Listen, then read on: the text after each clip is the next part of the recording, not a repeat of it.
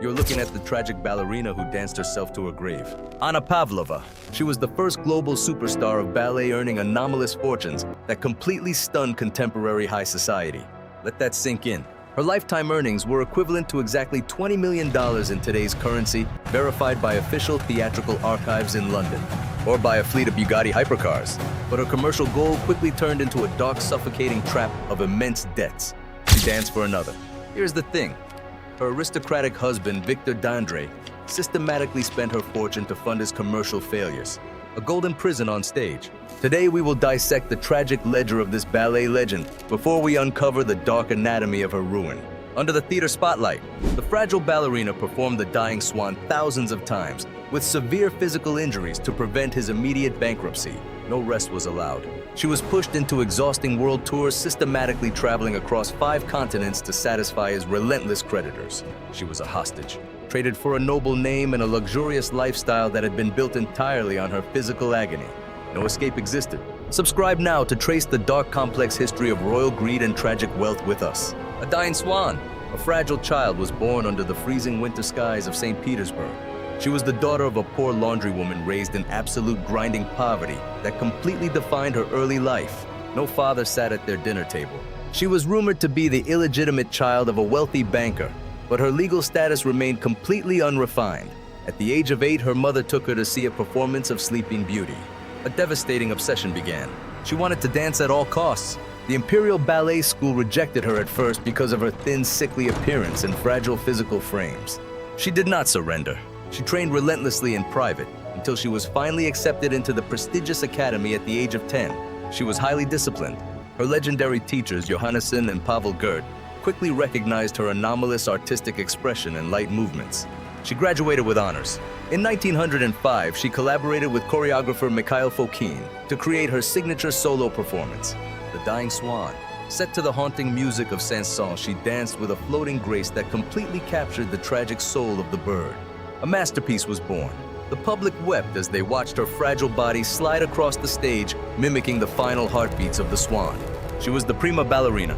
The Imperial Theater siphoned her growing prestige to elevate their own international cultural status in Europe. She earned massive sums, but her physical frame was systematically worn down by the exhausting daily schedules of the Russian Imperial Ballet. No comfort existed. The freezing rehearsal rooms of St. Petersburg caused severe joint pain that she carried for the rest of her life. She was lonely. She met Victor Dandre, a wealthy French-Russian aristocrat and high-ranking member of the municipal senate. He was elegant. He sponsored her career, rented luxury apartments for her, and bought expensive jewelry to win her complete trust. She loved him blindly. But Dandre was a high-risk investor who entered into corrupt business transactions that quickly failed under Senate eyes. He was arrested. In 1910, he was jailed for massive embezzlement related to the construction of a palace bridge. He faced bankruptcy. His family assets were frozen, and he needed a massive documented bail payment to escape a long prison sentence. He had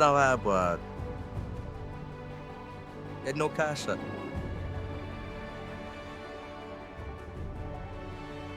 And the only person who could save him from complete absolute ruin was the fragile prima ballerina. She made a choice. She decided to sacrifice her own freedom to pay his debts and secure his immediate release from jail. A tragic alliance started.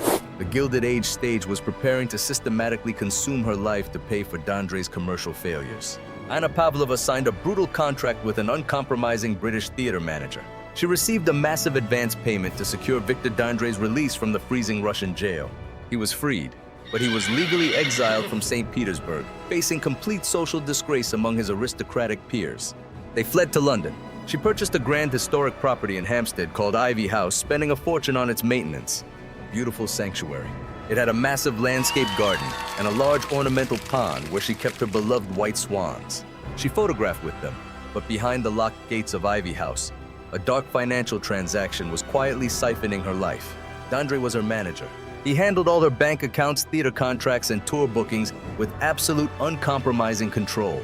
They married secretly, but he refused to publicly acknowledge her as his wife, keeping her in a subordinate social position. She felt degraded, yet she remained completely dependent on his commercial guidance, believing he was her only savior from Russia. Dandre entered new investments. He systematically siphoned her theater earnings to fund disastrous business schemes that consistently disintegrated into massive debts. He owed creditors everywhere. The noble name he offered was built on a rotting foundation of unpaid bills and financial exploitation. To systematically pay these massive debts, he organized grueling world tours that forced her to dance without a single day of rest. She traveled constantly. She boarded cold steamships and dirty trains, performing in remote towns across South America and Australia. No luxury existed. She danced in cheap cinemas, local gyms, and drafty town halls with no proper stage ventilation. The schedule was anomalous. She performed 8 to 9 times a week, a staggering physical volume that completely terrified other dancers. Her joints screamed. She suffered from chronic knee injuries, damaged ankles, and severe physical exhaustion that she hid with makeup. D'Andre did not care. He kept booking more shows systematically, signing new commercial contracts to satisfy his aggressive, relentless London creditors. She wanted to stop. In 1925, a doctor warned her that she was dancing herself to an early, painful grave. She was tired. But when she begged D'Andre for a brief rest, he reminded her of the unpaid Ivy house bills and his own prison threat. If she stopped dancing, D'Andre would be arrested again, and Ivy House would be liquidated by bankers. She was trapped. She answered her doctor, "If I cannot dance, we will starve to death in the cold streets." She danced through the pain. She performed the dying Swan with a broken heart, mimicking her own tragic approaching end on stage. Permanent golden cage. Her commercial gold could purchase any material comfort, but couldn't buy her a single week of peace. She was completely isolated. The company toured constantly while D'Andre remained in comfortable London offices, managing her siphoned retail fortune. She felt hollow. The vast prestige of Pavlova was a monument to D'Andre's greed and her own broken, exploited body. No escape route existed. The theater contract was a legal fortress, and D'Andre defended it with uncompromising cold arithmetic. Gold bound her tight, but the cracks were beginning to show in the majestic facade of her global ballet empire. The end was coming. Every tear shed in the dark dressing rooms was recorded in her secret personal letters to Russia. She wanted peace. She was determined to break the golden chains that bound her life to a man who exploited her. Free soul crushed, she was ready to destroy the Grand Ballet Alliance and reclaim her own path regardless of D'Andre. The decline accelerated. By 1930, she was nearing 50 in age, where most ballerinas had long retired to teach. She kept dancing. D'Andre booked a massive winter tour in Europe, refusing to let her rest during the freezing months. She boarded the train. In January 1931, her train was delayed in a freezing snowstorm near the French border. A tragic accident occurred. She walked out into the freezing night, dressed only in silk pajamas to help the injured passengers. She caught a severe cold. By the time she arrived in The Hague, Netherlands, she was burning with a highly improbable fever. Pneumonia had set in. The Hague medical doctors rushed to her room. They diagnosed her with severe double pneumonia and demanded immediate surgery to save her fragile, failing life. But there was a catch. The surgery required removing a portion of her ribs, which would permanently end her ballet career forever. She refused the operation. She looked at her doctor and said, "If I cannot dance, I would rather die in peace." She chose death. On January 23, 1931, the legendary Swan closed her eyes for the last time in The Hague. She was 49. Her last words were a soft whisper to her maid, begging for her final theatrical swan costume. "Prepare my costume." The legendary Swan had finally drawn her last breath. The global ballet community was plunged into a state of absolute deep mourning for their tragic queen. But D'Andre wept differently. He realized that his massive golden cash register had systematically stopped generating money for his luxury survival. The bank accounts closed. He spent the rest of his life writing books about her, trying to wash away his tarnish. He failed mostly, because the cold ledger of history is uncompromising, keeping every detail of his financial exploitation open to all. The record stands, a tragic testament to a time when genius was traded like a commodity to fund aristocratic decadence. The era ended, but the ghost of Anna Pavlova still walks through the freezing corridors of Ivy House in Hampstead. She whispers to wind, asking the future to remember the high human cost of the theater's most expensive calculated trade. Let us audit Ivy House. Every single check signed by Anna Pavlova was a calculated transaction designed to purchase historical survival. The estate needed money. Decades of systematic neglect had left the Grand Hampstead property on the absolute brink of financial ruin. Bankrupt noblemen exposed. D'Andre had the grand name, the massive mansion, but his bank accounts were completely drained of cash. The exchange started. The theater performance gold was systematically funneled into the estate to rebuild the collapsing stone walls. A massive restoration. Over $100,000 was immediately spent to install central heating inside the freezing palace halls. No more cold dinners. The nobleman spent hundreds of thousands to restore the grand gardens, importing rare trees from Russia. He took treasures back. Irreplaceable paintings, rare books, and magnificent gold plate services that had been mortgaged to London bankers were recovered, all dancing funded. The great architectural monument of Ivy House was completely rebuilt, but at a staggering human cost and tears. Anna Pavlova wept. Let us now dissect the silent rot of her massive theater empire. Every grand check signed by Anna Pavlova was a calculated transaction designed to buy Dandre's social validation. The bank accounts screamed. Her trust managers repeatedly warned her that the theater fortune was not infinite and would disintegrate soon. She did not care. She systematically ignored their letters, threw away the financial statements, and ordered more custom ballet costumes. She had no sense. Having been raised in freezing rooms with infinite work, she believed money was a natural element that would never end. A strategic error. In the 1920s, she was forced to systematically liquidate her grand assets and luxury palaces at massive losses. She sold her treasures. The art pieces in London were siphoned away for a fraction of their real documented construction value. She needed cash immediately. Her annual income was no longer enough to pay the massive family debts accumulated by Dandre's failed investments. The jewelry went next. She systematically sold her unique historic pieces to private collectors and luxury jewelry houses in London. Creditors bought them back. They recovered their own siphoned gold for a fraction of the price Anna had originally paid. A silent corporate heist. The predatory market systematically exploited her desperate, intense financial panic to siphon away her remaining assets. She carried cash. Having lost trust in all banking institutions, she kept millions of dollars in cash inside luxury leather suitcases. Paranoia in suitcases. She moved from hotel to hotel, terrified of being arrested while Dandre siphoned cash directly from her unlocked luggage. She was blind. She refused to open her eyes to the cold arithmetic of her decline, choosing to live in her work. Physical decay began. She was no longer able to jump with her bones weakened by decades of severe, uncompromising exhaustion. Carried by Dandre, she paid handsome young dancers thousands of dollars daily just to support her fragile frame on stage. A tragic spectacle. The public watched the richest ballerina in Europe transform into a helpless, completely exploited invalid. No dignity remained. She weighed less than 80 pounds, surviving entirely on a diet of tea, sleeping pills, and cigarettes. A slow suicide. She was systematically destroying her own body to escape the immense cold reality of her loneliness and ruined wealth. But the worst was coming. In 1931, her final winter tour started in the freezing cities of Northern Europe. She was devastated. The final anchor that bound her fragile soul to this cold earth was suddenly systematically cut by fate. She gave up entirely. She no longer cared about the remaining theater millions, allowing Dandre to siphon what was left. The end was near. She retreated to her freezing hotel suite in The Hague, refusing to see any real medical doctors.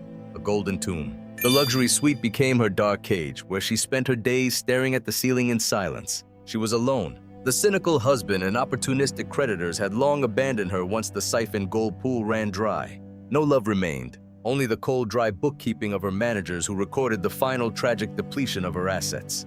Tragic warning.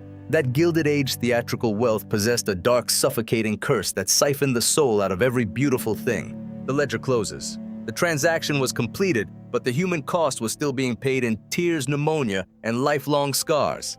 A silent end. She had spent her entire life trying to buy love only to end up completely bankrupt and alone. She was a check, signed by her own artistic success, cashed by cynical playboys, and canceled by her own tragic, unbridled desperation.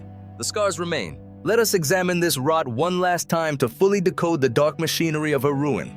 Where did gold go? How was the massive theater fortune systematically siphoned away to fund the decadent lifestyles of Dandre? The math is staggering. Millions of dollars spent on prenuptial agreements, alimony, and luxury palaces she never lived in for a month.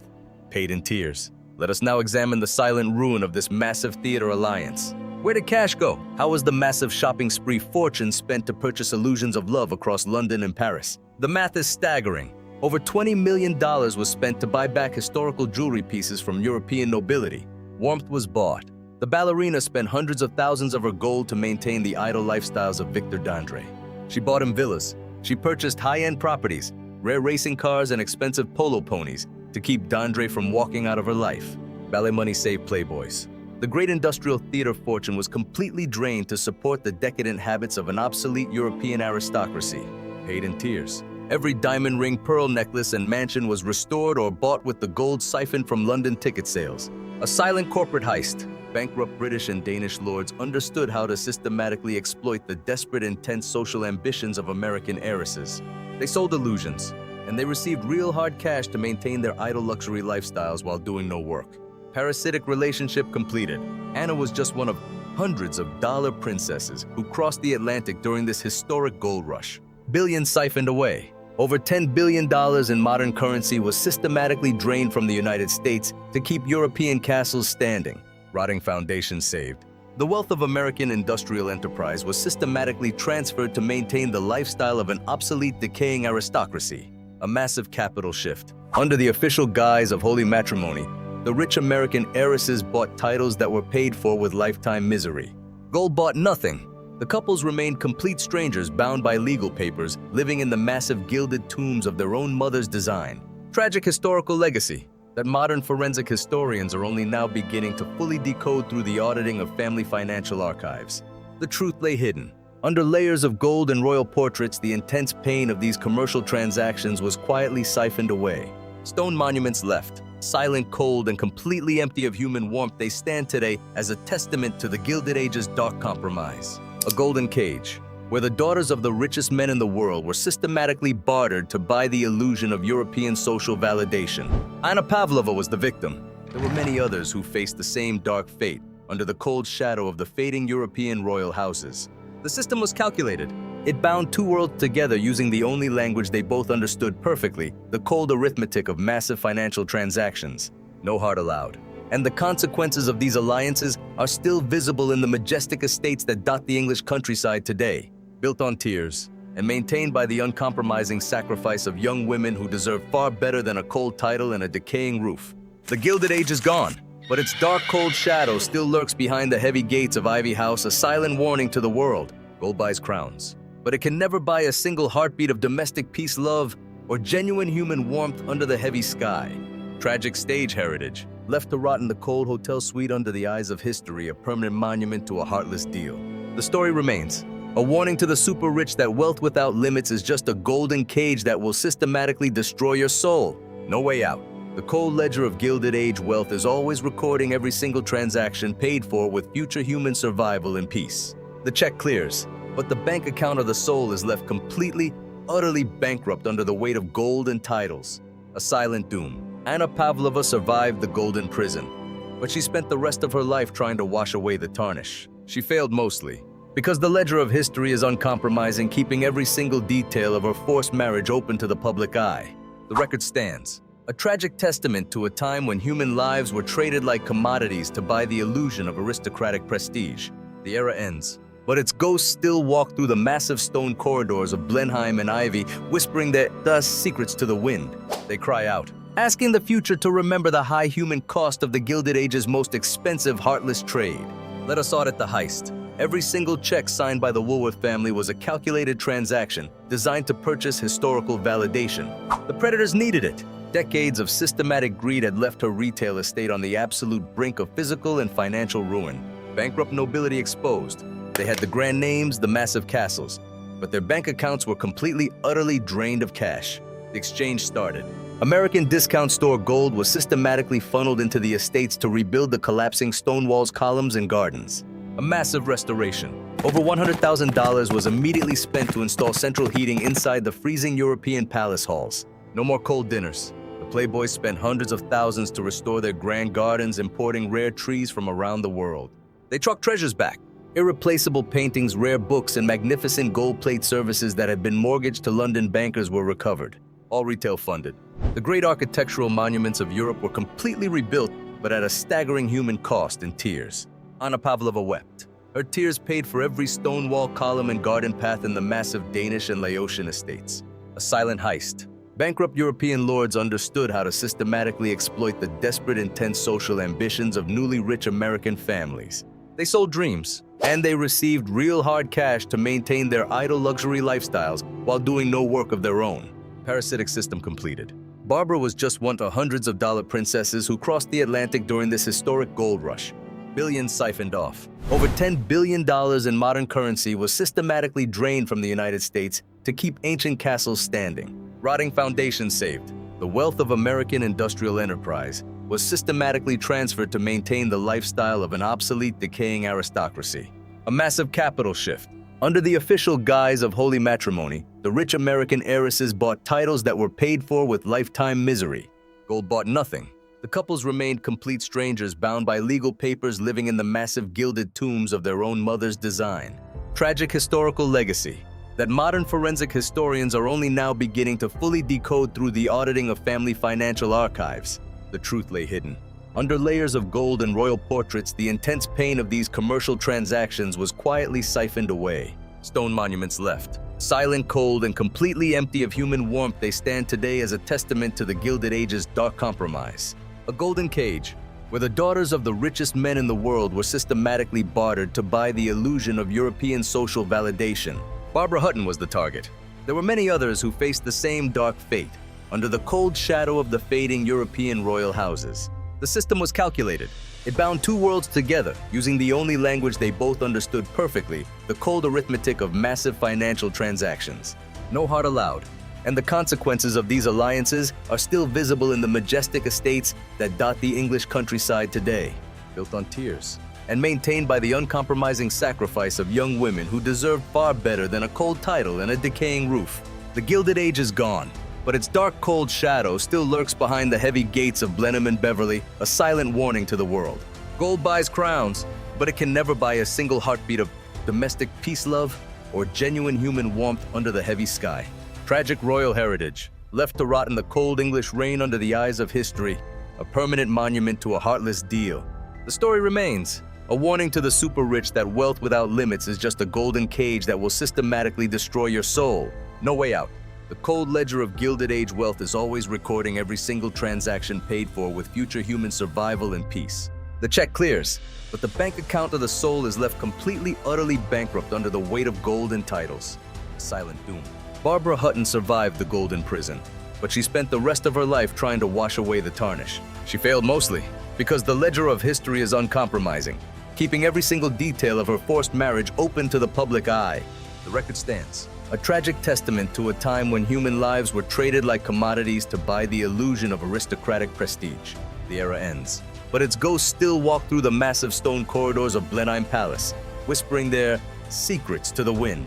They cry out, asking the future to remember the high human cost of the Gilded Age's most expensive, heartless trade.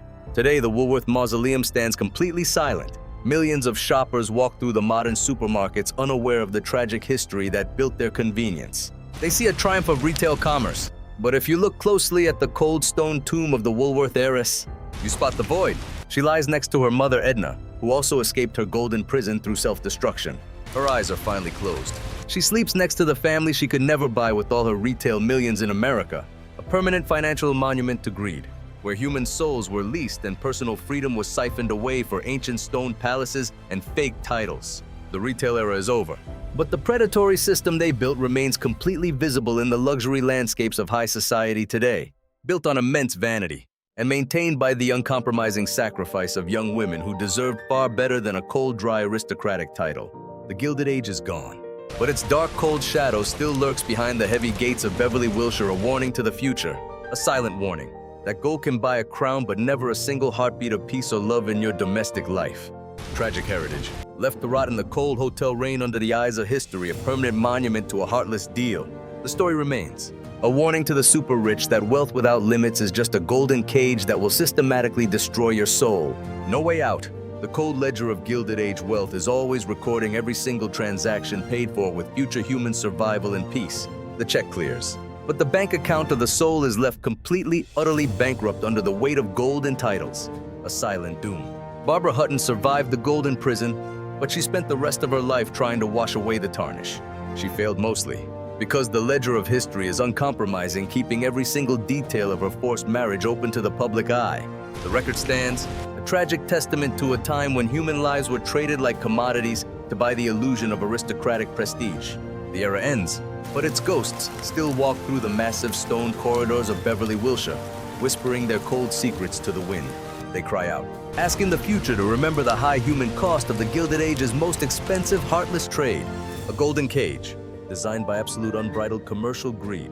Paid by tears, it stands as a silent monument to the tragic ruin of the Woolworth heiress and her gold. The truth is clear.